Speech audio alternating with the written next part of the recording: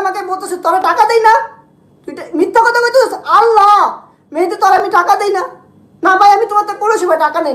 মেহেদির আমি একটা থাপ্পড় মারছি, থাপ্পড়ের ভিডিও আবার ইয়াসিন করছে, বুঝছো? দীর্ঘ 2 বছর পর টাকা চুরির ঘটনা নিয়ে মুখ খুললেন মেহেদি হাসান। হ্যাঁ ভিউয়ার্স, চলুন সেদিন আসলে কি ঘটেছিল সেটি বিস্তারিত জেনে আসি। রাকিব হোসেনের টিমে এক সময় মেহেদি, ইয়াসিন, মিথিলা খুব হইচই করে কাজ করত।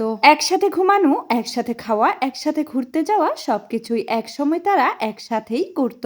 হঠাৎ রাকিব মনে করলো মেহেদিকে টিম থেকে আউট করে দিতে হবে, তাই টাকা চুরির একটি নাটক সাজিয়ে মেহেদিকে মিথ্যা অপবাদ দিয়ে বাসা থেকে বের করে দিল। মেহেদি জানায়, আমি কোনো টাকা চুরি করিনি, আমার একটা শখের বাইক ছিল, বাসায় আর্জেন্ট টাকা দিতে হতো, তাই আমার বাইকটা বিক্রি করে তাদের বাসায় যে রুমে ঘুমাতাম সেখানে টাকাটা রেখে দিয়েছিলাম। আর সকালবেলায় অন্তরা ওয়ার্ড্রোব খুলে টাকাটা দেখে রাকিবকে জানায়।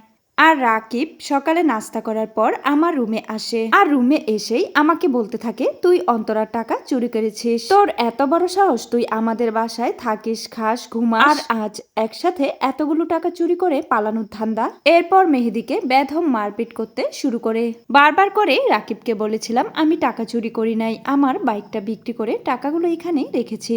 রাকিব বারবার এসে আমার গায়ে হাত তুলছিল, আর আমার বিছানায় এক কর্নারে ইয়াসিন বসেছিল। ইয়াসিন তখন সেই ভিডিওটা ধারণ করে। রাকিব শুধু সারা জীবন আমাকে ব্যবহার করে গিয়েছে, সে যখন যেটা মন চেয়েছে ঠিক ওইভাবেই আমাকে ব্যবহার করেছে। কখনো হিজড়া সাজিয়েছে, আবার কখনো কখনো হাতে চুড়ি পরিয়ে আমাকে শাড়ি পরিয়েছে, আমাকে দিয়ে বাথরুম পরিষ্কার করিয়েছে, ট্রেন্ডিং এ তার চ্যানেলটা দাঁড় করিয়েছে। রাকিব আজ এত বড় প্রতিষ্ঠিত এমনি এমনি হয়নি, সেখানে আমারও হাত রয়েছে।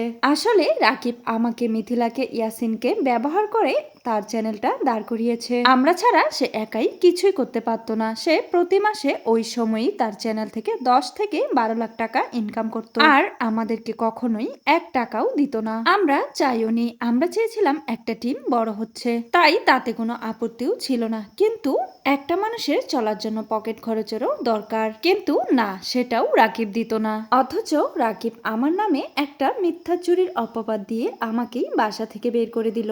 রাকিবের কি কখনো ভালো হবে? তবে হ্যাঁ, এখন রাকিব লাখ লাখ টাকা ইনকাম করছে।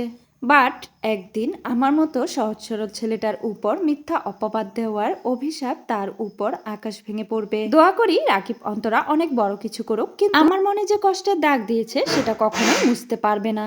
তো ভিউয়ার্স, এই ছিল মেহেদি হাসানের টাকা চুরির ঘটনা। মেহেদি হাসানের নামে মিথ্যে অপবাদ দেওয়ায় আপনাদের কি মতামত অবশ্যই কমেন্টে জানাবেন। আর ভিডিওটি ভালো লাগলে অবশ্যই লাইক, কমেন্ট এবং চ্যানেলটিকে সাবস্ক্রাইব করতে ভুলবেন না।